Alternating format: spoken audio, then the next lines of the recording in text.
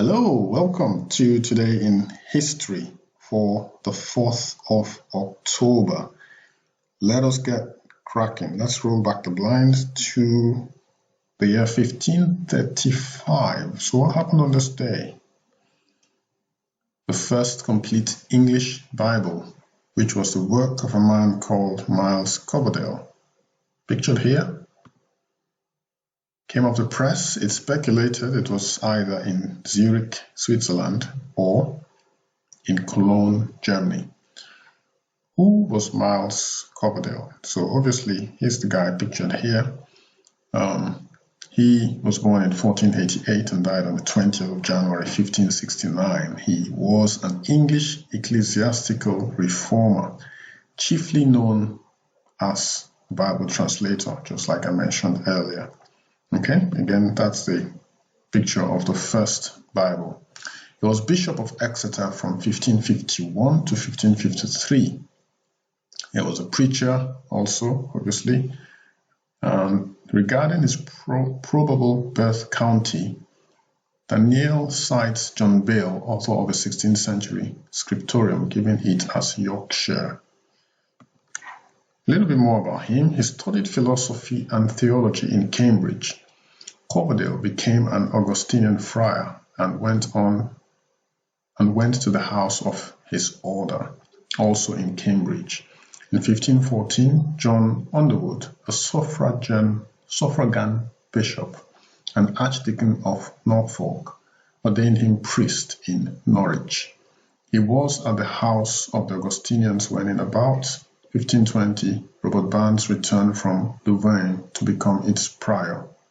In 1535, Coverdale produced the first complete printed translation of the Bible into English. His theological development is a paradigm of the progress of the English Reformation from 1530 to 1552. By the time of his death, he had transitioned into an early Puritan affiliated to Calvin, yet still advocating the teachings of Saint Augustine. So this is what happened on this day, the printing of the first English Bible, the complete English Bible, and that was by this man, Myles Coverdale, who was briefly Bishop of Exeter from 1551 to 1553. He was also an Augustinian friar, studied philosophy and theology at Cambridge University. Interestingly, this is quite interesting. So this guy called Charlton Heston, pictured here, was born on this day in 1923. Why is it interesting? There's a connection between him and the previous slide. So he was the guy who played Moses in the Ten Commandments, and obviously you know that the Ten Commandments comes from the Bible. So his full name is Charles Carter, born on this day in 1923. He died on the 5th of April 2008. He was an American actor and political activist. As a Hollywood star, he appeared in almost 100 films over the course of 60 years. He played Moses in the epic film The Ten Commandments, for which he received his first nomination for the Golden Globe Award for Best Actor, and that was in 1956. He also starred in The Greatest Show on Earth, 1952, Secret of the Incas, 1954, Touch of Evil, 1958, with Orson Welles, The Big Country, 1958, Ben-Hur, 1959, for which he won the Oscar for the Best Actor. El Cid in 1961, the Best Actor El Cid, I beg your pardon. The Greatest Story Ever Told, 1965, that's also a Bible story, and The Planet of the Apes in 1968. He was also a supporter of the civil rights movement in his earlier years. So that's Charlton Heston. I'm going to show you a few more pictures of him. This is El Cid.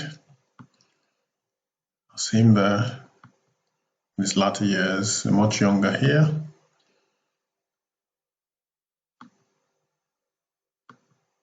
So just showing different roles, and then as Moses, last but not least, in the Ten Commandments. Okay, so let's move on to the year 1957. So on this day, that craft there, it's the Soviet Sputnik 3, the first multipurpose space science satellite, was placed into orbit. The Sputnik program inaugurated the space age when Sputnik 1 was launched on October 1st, 1957.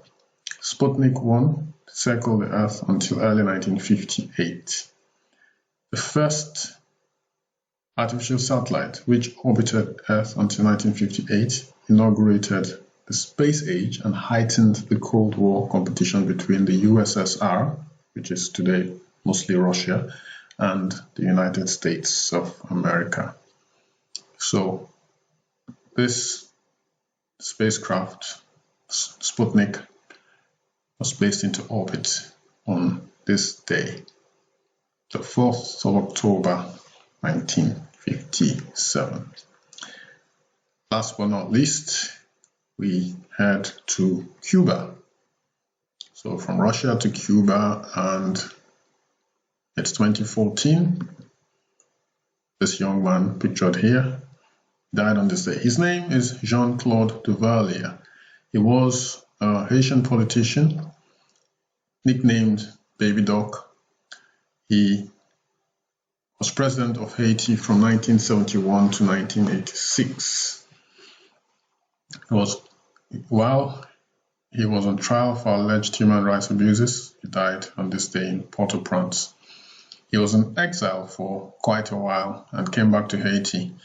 He succeeded his father, Francois, nicknamed Papa Doc Duvalier, as the ruler of Haiti after his death in 1971, becoming the world's youngest president. I don't think that record has been beaten ever since. After assuming power, he introduced cosmetic changes to his father's regime and delegated much authority to his advisors. Well, understandably so, he was only 19. Thousands of Haitians were killed or tortured, and hundreds of thousands fled the country during his presidency.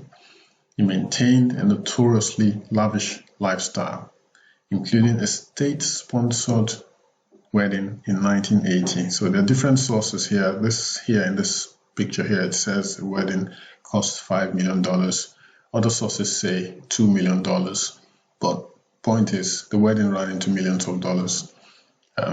So he used the state money to sponsor his wedding, which was not good, in my opinion. That's criminal. The state doesn't belong to the president. It's just in charge of the resources and the people. Very sad, So he did that while poverty among his people remains the most widespread of any country in the Western Hemisphere. Can you imagine that? The president comes into power, has no clue, probably didn't listen to his advisors. I'm sure his advisors, some of them would have at least told him to, pipe down a bit. He would ignore them because he's the president. He's got the power to do away with them, just like he tortured and killed thousands. This is happening in a lot of African countries today. I'm not talking about the torture, to a smaller extent. Yes, you do have torture that's not reported in the main media. But you have rulers who sit in their positions of power. They amass so much wealth that, it's going to be enough to feed their children, their grandchildren, great-grandchildren, and great-great-grandchildren, and maybe even beyond.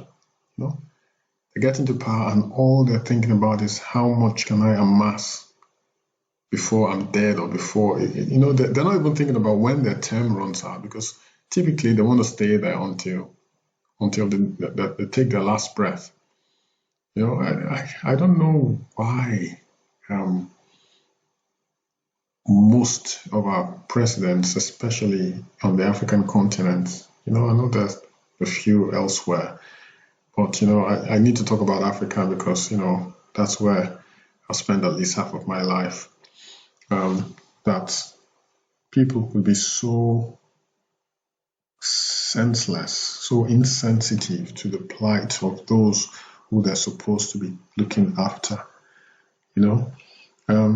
Because these are things that you're going to leave one day. Either you die or you're going to, be toppled from power. And then what next? What are you going to do? Anyway, so this is Baby Doc, who died on this day from a heart attack while awaiting trial for corruption. God knows where his wife is today, but and his children are probably in exile somewhere in some other country. Haiti, as we all know, is still in deep poverty today. I think we've had this famous Haitian singer raise funds for his country a few years ago. Struggling to remember his name now, but go check it out on YouTube. Okay, guys. Obviously, there was an earthquake in Haiti a few years ago, which cost a lot of lives and thousands of dollars worth of property were also destroyed. The country's already poor, so that would have brought Haiti to its knees. But yet we have people like this who continue to squander the resources of their country, resources that could have been made it into much better use to push the country forward. Anyway, guys, on that sad note, not sad for him because he died, but sad because he left his people in poverty, we're going to end today's Today in History. We just hope that the young people who are coming behind us, also those who are in power today, would learn the lessons of the leaders in the past who have squandered the resources of the country while other countries are forging ahead and creating a better lifestyle for their people, giving them education so that they can help those who are in most need of their services. Those are the sort of leaders we need, leaders who put the people first before themselves, because there's no president anywhere in the world who would not be comfortable in his or her position as president of a country. Obviously, you're doing a job and you're going to get remunerated for the job that you're doing. So there's no need to amass all these wealths. There's no need for that, to amass all this wealth and leave your people in poverty.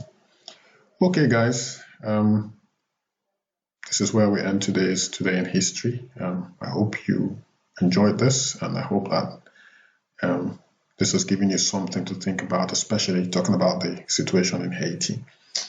I shall see you tomorrow, the 5th of October, for another edition of Today in History. In the meantime, give me a thumbs up if you like this video, share this video with family and friends, subscribe by clicking the notification bell so that you receive updates of my video uploads.